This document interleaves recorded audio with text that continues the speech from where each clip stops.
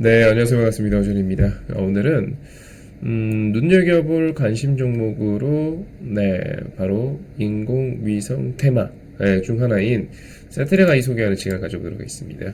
요 며칠 좀 강했어요. 요 며칠 시장이 이렇게 좋지 않았음에도 불구하고 좀 강했습니다. 사실 세트레가이는 제가 얼마 전에 한번 여러분들께 제가 관심 있게 보고 있는 스몰캡이에요 하고 소개를 해드린 적은 있어요. 있는데 지금도 그 매력을 여전히 뽐내고 있는 종목이기 때문에 이 스태트랙 아이에 대해서 한번 한 번 더 체크하고 소개해드리는 시간을 좀 가져보도록 하겠습니다. 일단 스태트랙 아이는요, 다들 아시다시피 이제 우주항공 테마입니다.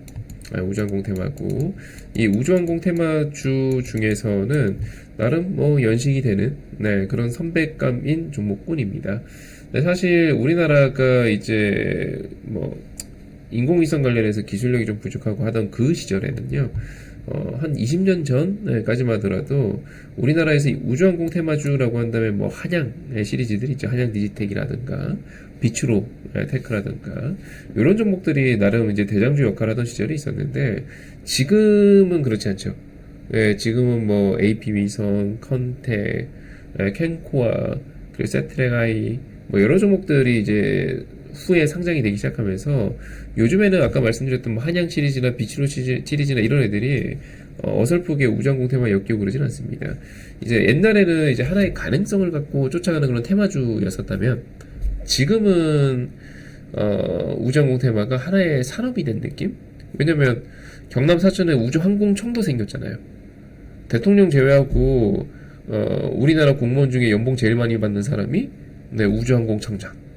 그만큼 우주항공이라는 거는 되게 중요한 산업이 되어버렸고 정부에서 밀고 있는 산업 중에 하나죠. 예를 들어 방산이라든가 이런 것도 정부가 밀고 있잖아요. 반도체 이런 것들 물론 뭐 자동차도 그렇고 정부의 어떤 협업도 당연히 있지만 정부 주도하에 정부가 승인해주고 허락해줘야지만 개발하고 지원받아서 뭘 쏠 수 있고 할 수 있는 그런 산업, 방산 못지않은 산업이죠. 근데 또 기술력이 방산과 비슷하기도 해요. 뭔가 발사체를 쏘고 이런 과정들이 비슷하다 보니까 방산과 우주항공이 약간 걸터 있는 경우들이 있어요. 예를 들어서 한국항공우주, 그렇죠?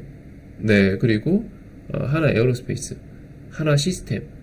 의외로 잘 모르시는 분들 계신데 하나 에어로스페이스의 우주항공 사업 비중이 절대 안 작습니다. 방산주인 건 맞아요. 지금 방산이 더 크죠. 근데 하나 시스템과 하나 에어로스페이스가 무조건 방산주라고 볼 수는 없는 게 우주항공 산업 비중도 상당히 큽니다. 상당히 커요. 근데 이 세트랙아이가 매력 있는 이유 중에 하나가 뭐냐면 이 하나 에어로스페이스가 최대 주주예요. 은근히 이거 모르는 사람들이 많아요. 하나 에어로스페이스가 현재 최대 주주입니다. 이게 이 기업이 매력 있는 이유 중에 하나예요. 우리나라 인공위성을 발사하는데 하나의 기술이 안 들어가고 가능한가? 싶을 정도로 하나의 개입은 어마어마하거든요. 어마어마합니다. 한국항공우주 없이는 발사할 수 있죠.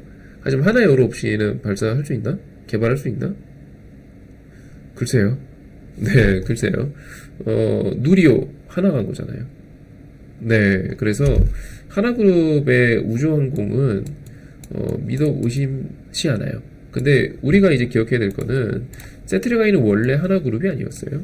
하나그룹이 아니었는데 어느 날 하나그룹이 인수한다는 소식에 급등도 한번 하고 그리고 최종적으로 한 22년경에 인수가 완료가 되죠. 완료가 되었고 결과적으로는 이 친구는 하나그룹입니다.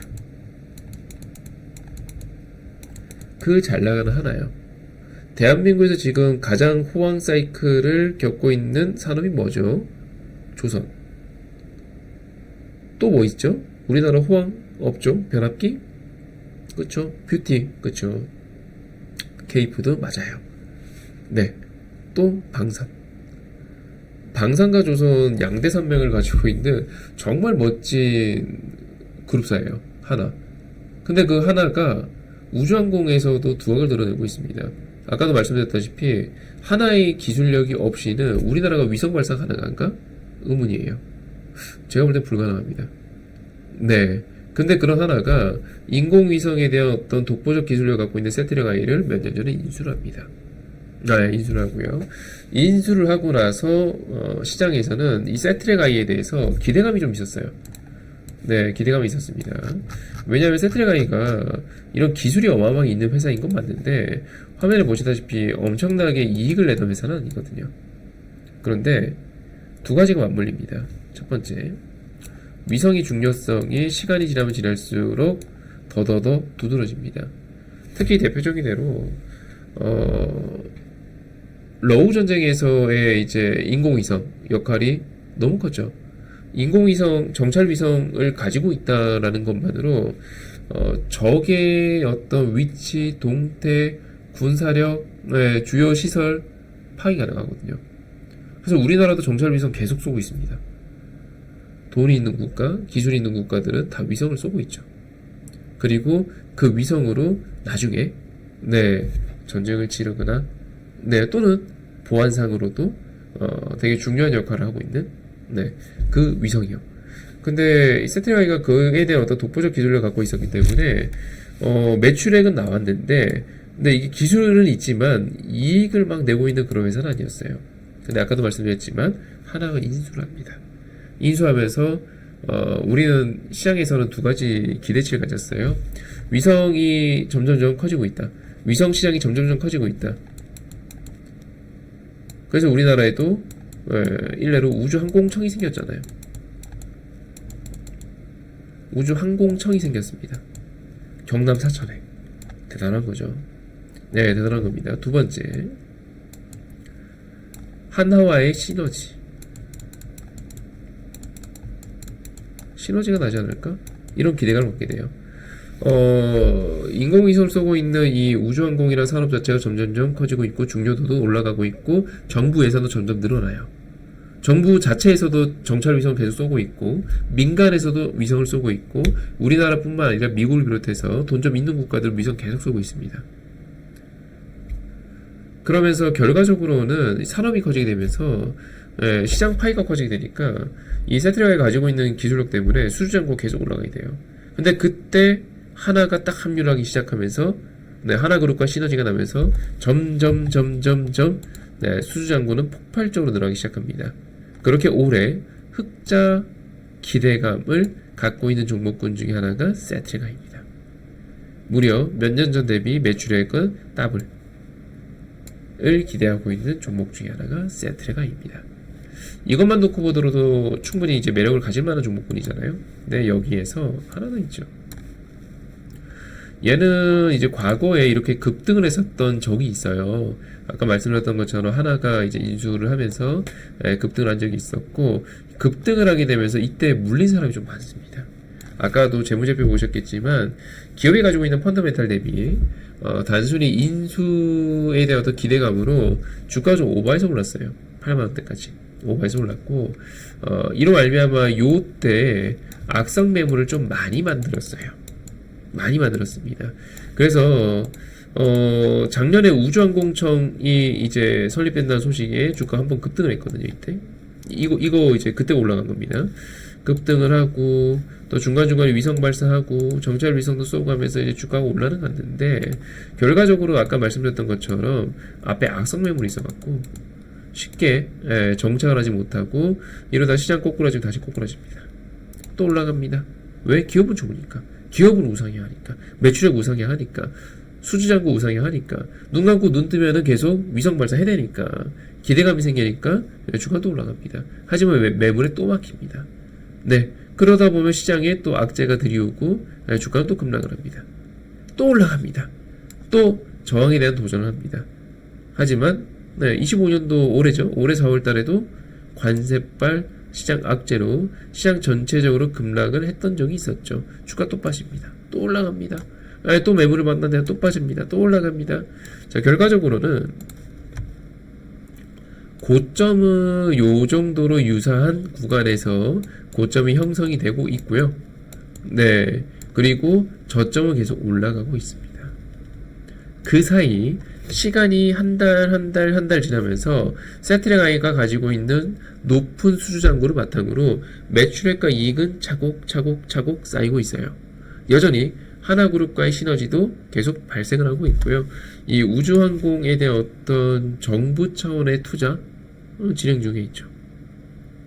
시간이 지나면 어떻게 될까요? 네, 전진 후퇴 전진 후퇴 전진 후퇴를 반복하고 있는 차트이지만 결과적으로 현재 여기 잡혀있는 이 매물층, 여기 매물은 돌파할 가능성이 매우 높습니다. 왜? 기본적으로 기업이 가지고 있는 본질 가치가 우상향하고 있거든요. 그러면 요거는 상향 돌파할 가능성이 매우 높은 차트다 라고 이해를 해주시면 됩니다. 이해되셨나요? 네, 일단 여기까지가 세트레가에 대한 설명이었고요.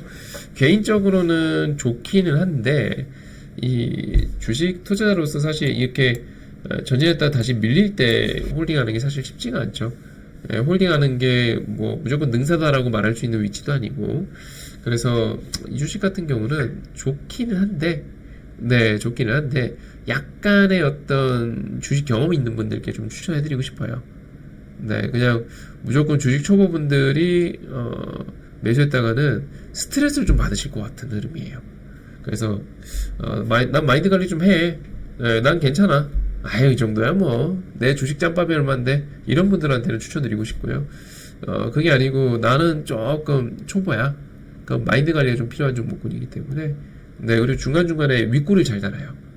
왜냐면 유통 주식수가 많은 주식이 아니다 보니까 막 올라가다 갑자기 윗골을 딱 달아버리고 이런 흐름들이 자주 발생하기 때문에 약간의 노련미가 있는 분들께 추천드리고 싶어요. 이해되셨죠? 네, 참고해 주시고 이번 영상 여기까지 하도록 하고요. 본 영상이 이제 도움이 되셨다면 구독, 좋아요 부탁드리고 영상 하단에 보시면 제가 운영하고 있는 텔레그램 링크 있습니다. 클릭해서 입장해 주시면 되겠습니다. 일단 이번 영상 여기까지 하도록 하겠습니다. 수고하셨습니다.